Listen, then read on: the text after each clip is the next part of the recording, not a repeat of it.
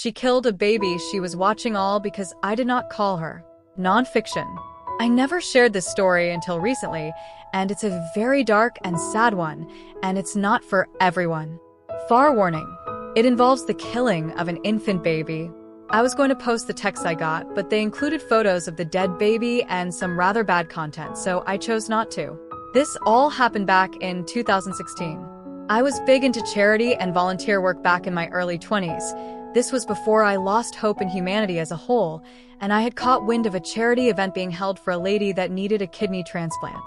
I was fully down to drive 150 miles out to help out for a good cause. When I got to the fundraiser, it was very much a typical small-town fire department ran fundraiser.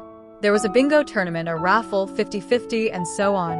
I end up meeting the fire chief and we talk a bit, and I tell him how I was from out of state and loved to help out and asked if there was anything I could do. He introduced me to Jessica, who started the fundraiser for the girl needing a transplant.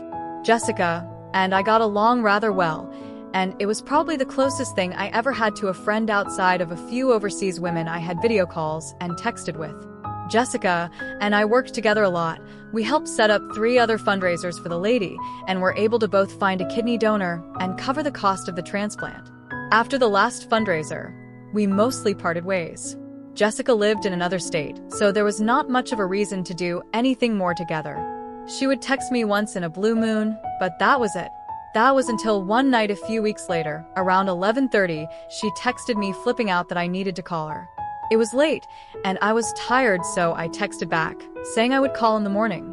The next morning at the butt crack of dawn, the cops were banging on my door.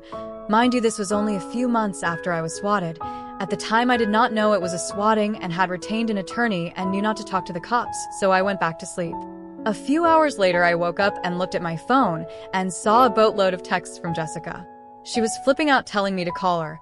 She then said if I did not call her, she would hurt the baby she was watching. She then sent me a photo of the baby next to a hammer and kept telling me to call her. About an hour after the first photo, she sent a photo of the baby with its head smashed and covered in blood. She then was freeing out texting me about what she did not knowing what to do. I ended up calling my attorney and gave him a copy of the text, and he took care of everything with the cops. IDK what the outcome was of this. I'm sure Jessica is in jail, but I never asked about it, and I not spoke about this to anyone until very recently. The one thing I did find out is that the baby Jessica was watching was the kid of the lady that needed the kidney transplant. I wish there was an upside to all this.